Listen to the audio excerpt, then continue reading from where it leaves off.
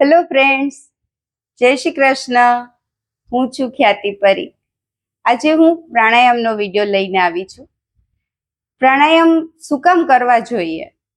પ્રાણાયામ કરવાથી આપણા શરીરની જે પ્રકૃતિ છે, વાત, પિત્ત અને કફની, તો એ દૂર થાય છે, આપણી નાડીઓને શુદ્ધ કરે છે.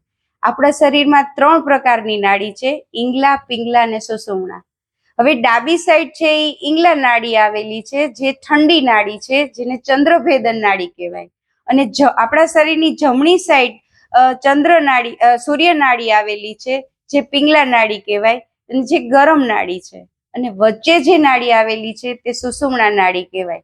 આપણે પ્રાણાયામ કરીએ તો આ ત્રણેય નાડીનું બેલેન્સ થાય અને આપણી પ્રકૃતિઓને દૂર કરે છે, શુદ્ધ કરે છે. કે ઘણાને વાતની પ્રકૃતિ હોય, ઘણાને પિત્તની પ્રકૃતિ હોય, ઘણાને કફની પ્રકૃતિ હોય, તો આ પ્રાણાયામ કરવાથી એ પ્રકૃતિઓ દૂર થાય છે અને આપણી નાડીઓ શુદ્ધ થઈને આપણે નિરોગી બનીએ છીએ. તો સૌથી પહેલા આપણે અનુલોમ વિલોમ પ્રાણાયામ એટલે કે નાડી શોધન પ્રાણાયામ શીખશું.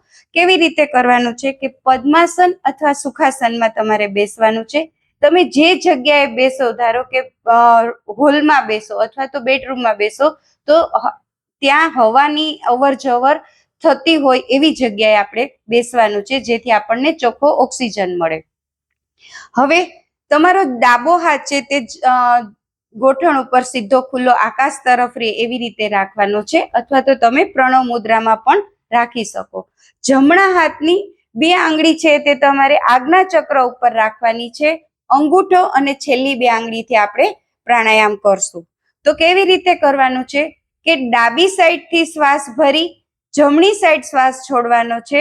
ફરી પાછો જમણી સાઈડથી શ્વાસ ભરીને ડાબી સાઈડ શ્વાસ છોડવાનો છે. ત્યારે આ એક પ્રાણાયામ થશે. તો આપણે સાથે કરશું. બધા આંખો બંધ કરી ધ્યાન છે એ તમારું આજ્ઞા ચક્ર ઉપર રાખશું અને જમણા નાકને બંધ કરી દેશું અંગૂઠાથી. બંને આંગળીઓ છે તે કપાળ ઉપર વચ્ચે રાખી દેશું અને છેલ્લી 2 આંગળી ખુલ્લી રાખશું.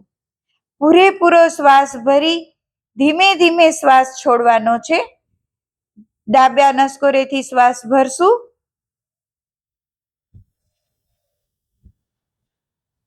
ડાબા નસકોરાને બંધ કરી દેશું અને જમણા નસકોરાથી શ્વાસને છોડશું. ફરી પાછું જમણા નસકોરાથી શ્વાસ ભરશું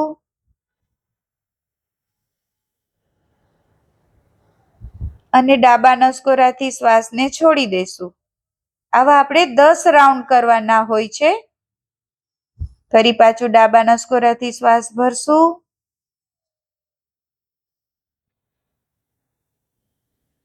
જમણા નસકોરાથી છોડી દેશું,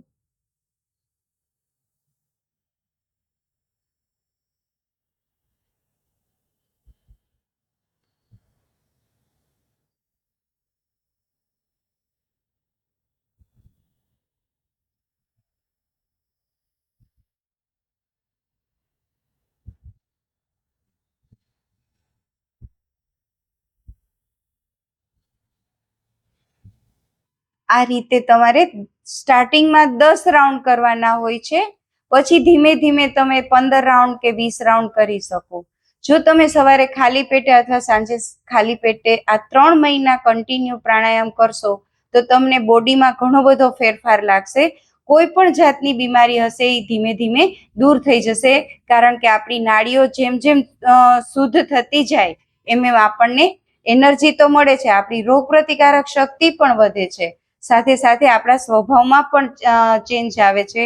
ઘણાની લોકોને સ્વભાવમાં બહુ અતિ ગુસ્સો આવતો હોય, ઘણાને લાગણીશીલ સ્વભાવ હોય તો રોવું આવતું હોય, તો એ આ અનુલોમ વિલોમ પ્રાણાયામ કરવાથી તમને ઘણો બધો ફાયદો થશે. જો તમને મારો આ વિડીયો ગમ્યો હોય તો લાઈક કરજો, શેર કરજો. જય શ્રી કૃષ્ણ.